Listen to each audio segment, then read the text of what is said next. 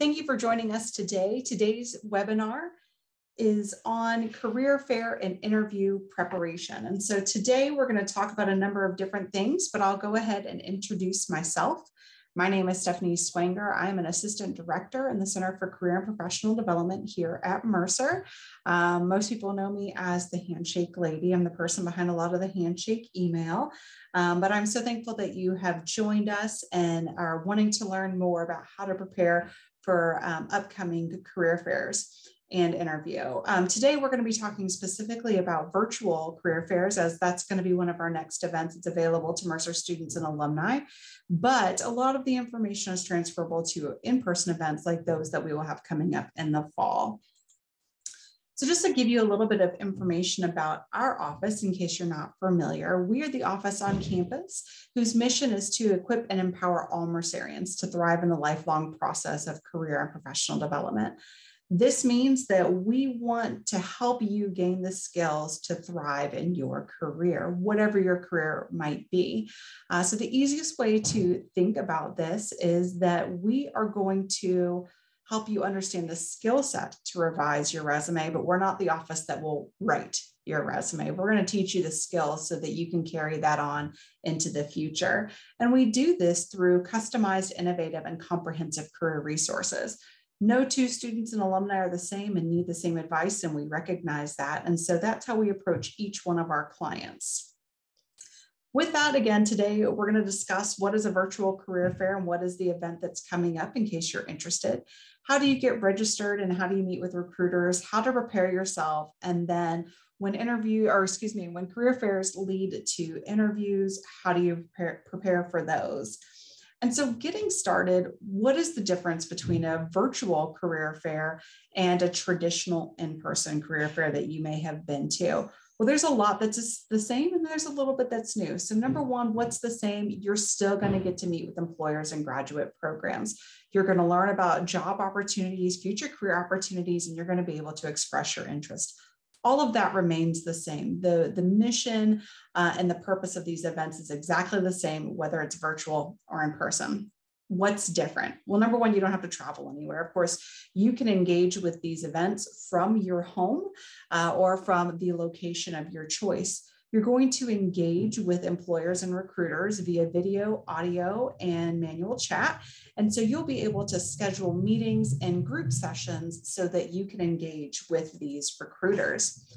So what event is coming up next? Well, next week, we are pleased to partner with the Georgia Association of Colleges and Employers to co-host the largest statewide virtual career fair, which will be on Wednesday, April 6th. There is a QR code on the screen that you can scan, but no worries. If you miss this, the event is also located in Handshake, or you can use the tiny URL on the screen to get registered for this event. Again, this is a collection of 40 colleges and universities that have come together to help all of our students and alumni pursue their career goals. So again, what do we do before, during, and after a career fair? Again, a lot of these are particular to virtual, but they go for both virtual and in-person events. So before the expo, what do you want to do? Well, number one, of course, you want to make sure you get registered for that fair. You want to go online, you want to update your profile, and really get yourself set up to engage in this event next Wednesday. It's a rather lengthy event going on for many hours. You don't have to engage for all of the hours. You can engage for as little or as much as you like. And that's kind of the beauty of these events. If you only have 1 hour to engage, then you make the best of that 1 hour that you have to engage. If you have multiple, then you make the best of that time. But when you get into the event, after you're approved, you're going to sign up for meetings, and we'll talk about that in a second. In a traditional expo or a traditional career fair, you would stop by tables and you would walk up to a recruiter and start communicating. During a virtual expo, you will do that through set meetings. So of course, leading to that, you definitely want to update your professional documents, update your resume, anything that you need to present your professional self during these events. Research the companies and, of course, prepare your opening or elevator pitch that we'll get to in just a second. So how do you research a company? What do? You look at the list of companies, you're excited by a few of them, or maybe even you don't know what some of them are. They're registered, they're recruiting, they have an interesting job description, but you have no clue who the company is. Well, of course, visit their webpage, look at any of their materials that they have available, identify their mission, their vision, and their purpose. Who are they? What do they do? Where do they work? Where are they located? Even I will tell students, who are their competitors? Look at their competitors and see how this particular company stands out. You want to browse their job openings and identify a few you would be a good fit for, or a few that you might have some interest in. And then lastly, I always suggest to students, look at their employee benefits, investigate their company culture. There's more to working at a company than just being a good fit for a job. It's also about, do you match with the company's mission, vision, and purpose? Is this somewhere you can see yourself working? Do they offer the types of benefits and engagements that you are interested in? You want to do this for any company that you have identified in the company list that might be of interest to you. Then you, of course, I mentioned you want to prepare your professional documents, depending on what you are applying to or interested in. That could be a resume, a cover letter, a personal statement. It could be any number of different documents. I'm pleased to let you know that CCPD provides an electronic document review via our website, which I'll demonstrate here in just a second. You can also make an appointment with one of our staff members or view the many resources that are on our webpage and in our CCPD YouTube channel. This webinar, along with other webinars that are featured on the screen, will be available to you through that YouTube channel. So I always suggest that you check that out. As you can kind of see, we have some shorter webinars, some longer webinars. It just really depends on how deep you want to dive, but definitely check out our YouTube channel. When you're ready for an electronic document review, we invite you to visit our webpage and either click on the big block in the center of the screen that says Online Document Review, or go straight to our resume and CV page, which has information on guidelines and sample documents. When you get to that resume page, you're going to see, as you scroll down, a big button that says Submit Document. And when you click on that document or click on that button, it's going to take you to a platform where you can upload your document. You'll give us some basic information about yourself, what you're applying for, what you have needs, or what are your concerns about your document, and then you'll send it to us. And we'll get those documents back to you within 1 business week with our feedback. And you can use this platform as many times as you like, submitting as many different documents as you like. So now that you've prepared for the expo, what do we do during the expo, right? Well, number one, you want to dress professionally, and professionally, there's a wide range there. And so I'm not going to dictate that you should wear X, Y, and Z garments, or that you should present yourself in X, Y, and Z way, but do always keep in mind that you are making a first impression on these employers. If ever you have a question about what it means to dress appropriately for your career field, I highly encourage you to speak with one of our career consultants. Then we can really digest and dissect what career field you're going into, what companies you may be interested in, and how that might differ across all of the different opportunities. I said you want to arrive on time, but on time is purposely in quotation marks there, because on time is going to be different for each one of you. For some of you, you might have that first meeting with an employer at 10 a.m. when the event opens. For others of you, you may not be able to engage until 1 p.m. But whenever you set that first meeting or that first engagement of the day, you want to make sure that you're there on time. You don't want to check into an individual meeting 3 minutes late. 3 minutes doesn't sound like too bad, but when you're realizing that you only have 10 minutes to engage with an employer and you've already lost 30% of your time, they may have thought you were a no-show and decided to go run up the hall and grab a snack, or they may have stepped away from their computer thinking that you weren't coming. So definitely make sure that you arrive on time for your schedule. Because you are going to be video chatting, you want to select a neutral background, and it is still important to try to maintain eye contact, even though you're on video. Make sure you eliminate those distractions that might pull yourself away from the computer screen. It doesn't mean you have to stare down your video camera or stare down the computer, but you definitely want to make sure that you are engaging with that employer just like you would at an in-person event. And of course, you're always going to have the opportunity to ask questions. So come prepared with your questions. You've researched the company at this point. You know a little bit about them and the types of opportunities. Make sure that you engage with them and ask questions so that you get the information you need in order to move forward in the process. So what does it look like? So each platform is going to be a little bit differently. This event that is next week is going to be on the Hire platform, whereas Mercer virtual events tend to be on the Handshake platform. All of these platforms are about relatively the same, and they all accomplish the same, but I did want to speak specifically to Hire since that is the next event that is up on the schedule.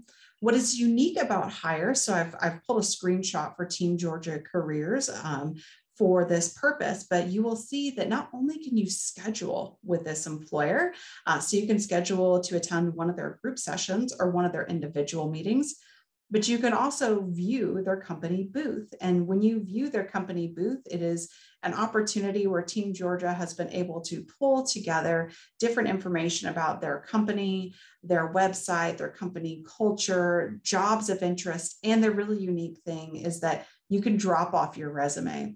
So let's say you get to Team Georgia and all of their appointments are booked and you don't get to schedule an individual meeting with them. It's not a problem because you can still drop off your resume in their booth and let them know that you're interested, and those recruiters will reach out to you after the event.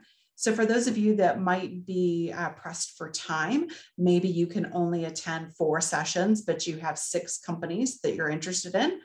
Pick the 4 that best fit your schedule that you're most interested in, and make sure you drop off your resume at those other 2 companies. Keep in mind, you can't double book. So you can't sign up for an 11 a.m. group session and then an 11:20 individual meeting, because that group session will be on your schedule from 11 to 11:30. So you can't double book yourself. And also, as you start to log into this event, if you go register for the event today, you may see that there are still some employers that don't have a schedule out yet.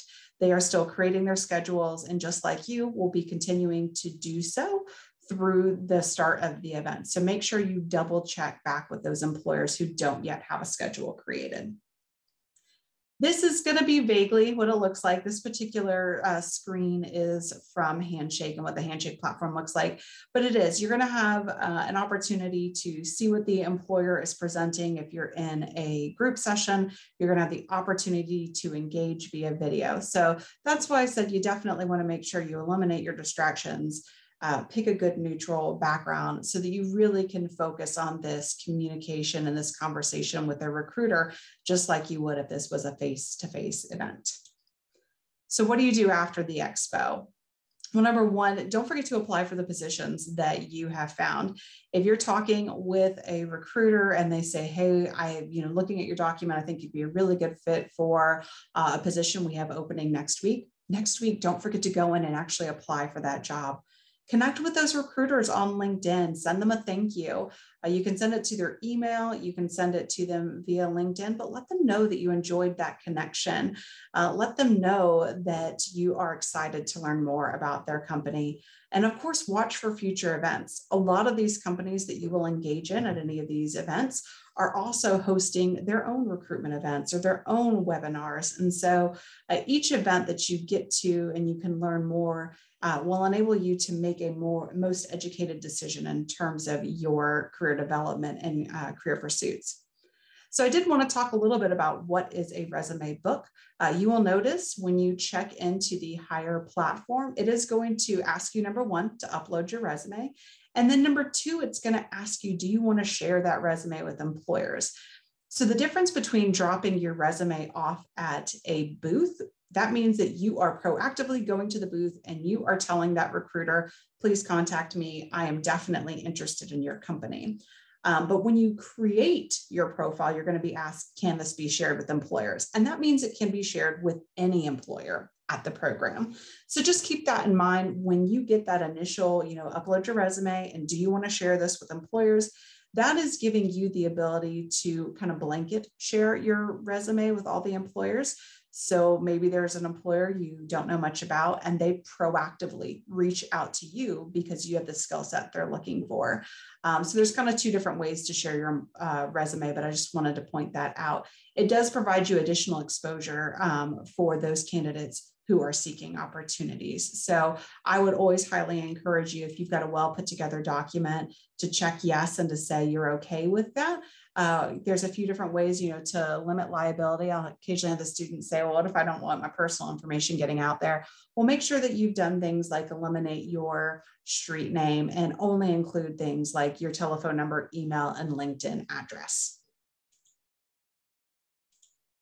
So let's kind of switch gears a little bit to interview preparation. And while we're switching gears, I'll kind of let everyone know, if you have a question, please feel free to put it in the chat and I'll kind of answer all of them at the end for the group. But what happens, of course, when you apply to these positions and you have an upcoming interview? Well, there's a lot of really great resources that CCPD can provide to you. And so I wanted to touch on them a little bit, of course, in the hopes that you attend a career fair and then you have to prepare for an interview. So there's three purposes of an interview. Can you do the job? Will you do the job? And will you fit? And so we usually always think about interviews in terms of fit, but I really want to point out these first two purposes. Number one, can you do the job? This is the point at which the employer is confirming, are you the person I liked on paper? Are you the person, the skill section said this individual had X, Y, and Z skills, and I definitely need to make sure that they actually have these skills and that they weren't just a phenomenal resume writer, but maybe the two don't match. And so that's really the first thing is can you do the job? Your resume starts the conversation with a recruiter. And of course, you want it to start such a powerful conversation that you want them to continue that conversation through an interview. But they've got a few checks and balances that they have to perform to make sure that the person on paper is the person sitting across from them, either virtually or actually. Secondly is, will you do the job? There's a lot of things that we can do, but don't want to do. I always put myself out there as an example. I, for many years of my career, have done crisis management. I am a good crisis manager. I no longer possess the motivation to want to do crisis management as part of my current daily duties. And that would definitely show in an interview. If someone were to ask me about, my motivation to be a crisis manager, it just wouldn't come through as much as it does with the coaching that I do with our students and with our alumni. So that second piece of will you do the job is not just the checks and balances of like, will you show up to work and do the job, but do you really possess the motivation, the work ethic, and the energy to do the job and to do it well? And then lastly, of course, we always hear of fit. And it's this elusive idea of fit. And what I really want to point out to you is that in a job interview, you possess just as much power as the interviewer. We always think of interviews as the interviewer has all the power and they get to determine if you are a good fit for them. But really, you just as much are determining, are they a good fit for you? Is this a place? Is this a relationship? Is this an organization that you can see yourself thriving in, that you can see yourself motivated to do that work, the energy to show up every day? So I really kind of want you to think about it from that regard. Is the purpose of a job interview is also for you to figure out, is this a good fit for you? So there's different types of interviews. Of course, we're going to have our in-person events, and that either usually is solo or traditional or group interviews. Sometimes you'll see a combination of both of those. It's going to depend on the types of organizations that you are engaging in and what their recruitment load is. I always use my friends Geico as the in-home example, since they're here locally in Macon. If they have a position that they are interviewing, they have 14 openings and they are bringing in 30 candidates to interview, they might have some sort of group component or minimally at least bring in several candidates at once. Whereas if you're interviewing with a company who only has one opening and they're only hiring one person, you may never see another interviewee. But there are a few different types of in-person interviews that you might interact with. Of course, we are seeing the rise of webcam and virtual interviews. This was on the rise even before COVID, but certainly COVID has brought it to the forefront. With that, I will also mention that we are seeing the rise of pre-recorded virtual interviews where you might be asked to perform a video interview, and I'll talk to you about how to prepare for that. And then lastly, of course, phone interviews. So how do you prepare for the interview? Well, oddly enough, preparing for an interview is exactly like preparing for a career fair, in that you are going to do a lot of the exact same things. You're going to research the company, you're going to plan your physical presentation, and that's not just attire, but how are you getting to a location? What is your presence and your presentation when you get to that location? How you interact with others? You're going to prepare for your interview questions. If in person, you should always suggest that you bring extra copies of your resume, finding out details regarding the location of your interview, not only just the address, but are there any traffic patterns that you need to be concerned about? I will always tell my candidates, make sure that if your interview is at 8 a.m., on a Tuesday, why not the previous Tuesday? If you have the opportunity, put that in Google Maps or put it in Waze and see if there's any backups on the interstate. Is this something you can predict and prepare for? And if possible, find out who's going to be interviewing you and look them up on LinkedIn or on the company webpage. On LinkedIn, you can look at profiles anonymously, although you'll be limited in the amount of information that you can see, which is why we strongly suggest that if you build a strong LinkedIn profile so that you can view them publicly. What are the elements of the interview? It seems kind of silly to look at some of this, but it is actually really important. You're going to have some form of questions that break the ice, give some sort of introduction.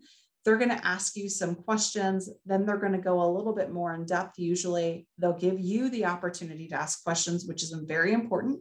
You always want to make sure that you are prepared for that part of the process. They'll go over next steps usually, and then they will close.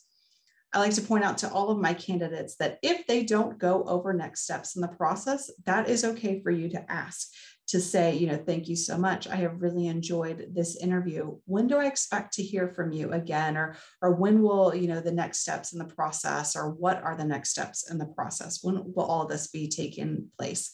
So that they can give you a realistic expectation of whether you're going to hear from them in a week or it's going to be several months, because that does become important information to you as a candidate. You can always, always, always anticipate this question. That introduction piece, it is going to be something along the lines. So tell me a little bit about yourself. Tell me why you're interested. Tell me what brings you here today. It can take many different forms, but you definitely need to be prepared for this. We do have some videos and a portion of our webpage that's dedicated to this exact question and how you prepare for this question. It's commonly known as an elevator pitch. And so I won't necessarily get into that today because that's a completely different topic, but I do want you to check out those videos and those resources. And if you want to practice this, or you have doubt about how you would answer this, make an appointment with one of our career consultants so that we can help you. I do want to point out that you can't know everything. So you're not going to know everything about everything, right? But you do know your story, and you are the best person to tell your story. This is not the time to be shy. I will commonly hear candidates say, oh, I'm not really good about talking about myself. You have to get good at talking about yourself through this process. No one is going to follow you into your interview, stick their head in your interview and go, okay, now she's being really modest. She actually accomplished all of these other things that I need to inform you of. You are going to have to tell your story, and you are the best person to share your story with that recruiter. So just kind of keep that in mind. Let's work with each one of you so that you can feel comfortable about selling yourself and selling your experience to the recruiter. It doesn't always have to come off as bragging. I'll have several candidates that'll say, oh, but I feel like talking about yourself is bragging. It doesn't have to. It can come off very professionally and appropriately as long as you practice.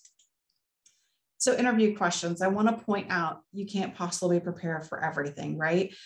You can prepare for common questions, but you can't prepare for everything. So you're going to be asked things you hadn't thought about before. So what's your strategy for handling this? Well, I tell my candidates, I want you to know 5 to 10 stories about yourself and your professional experiences that sell your skills, your strengths, and your fit for the role. What does that usually look like? Well, I'll tell my candidates, I want you to prepare 3 stories that highlight something that went extremely well. And they need to be from diverse experiences. Don't all pick them from a single job or a single leadership experience or a single volunteer role. Make sure that they're diverse. But I want you to highlight one story in your brain that is a time that you worked well by yourself and you were the reason something succeeded. Secondly, I want you to highlight something that you did in a group where you really pulled together as a group and succeeded as a group. And then that third example can be either or, individual or group oriented. Then on the flip side, I want you to think of 3 experiences where you were challenged in the same manner. Something that you were doing by yourself that you were really challenged in that kind of caused you to pause. Doesn't mean you were successful in the end, but something that was challenging to you. And then something that you did in a group that was challenging to you. And again, a third example of just another challenging situation. If you can think of those 6 situations alone, you can answer almost every question. If I ask you, tell me about a time when you worked in a group and things didn't go as planned, you have an idea of something that you can say.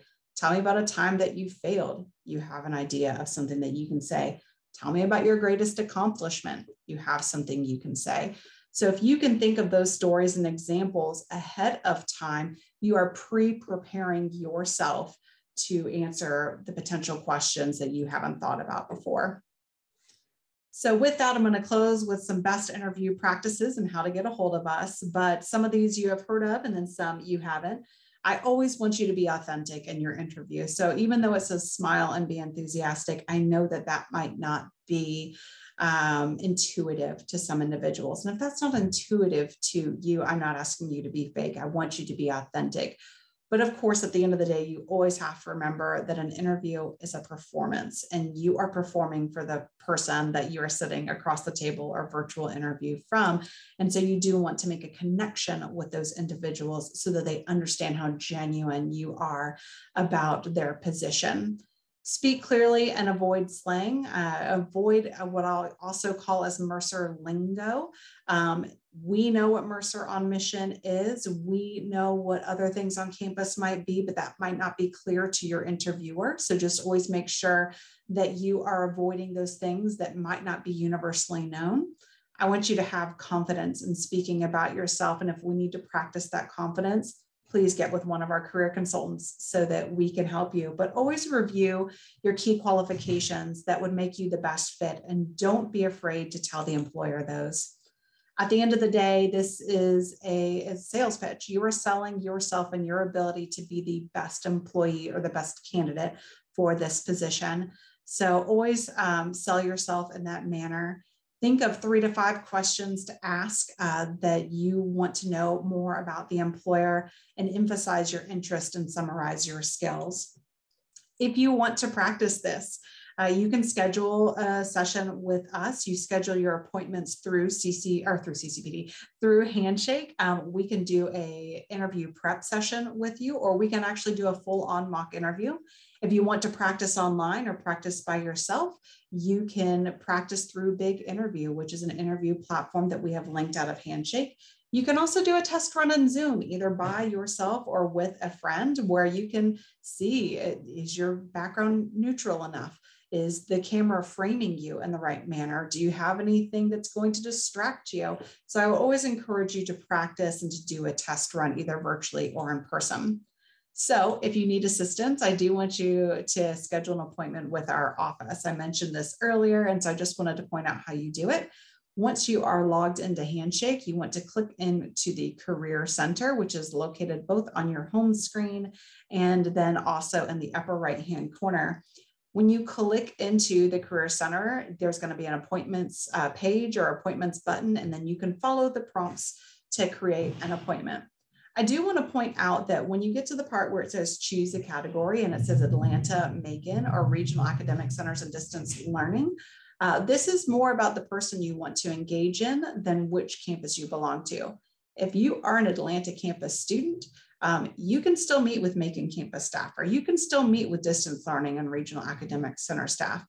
Our staff meets with every student from every program. And we don't put limitations on that. My goal for every candidate is that you engage with someone who you connect with.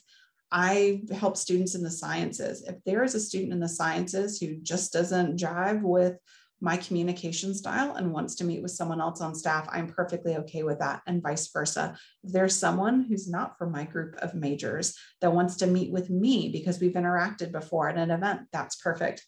But to help you out, in case you ever want to know, we do have a chart. It has been updated since this one, but we do have a chart on our website that talks about what each one of our specialty areas is.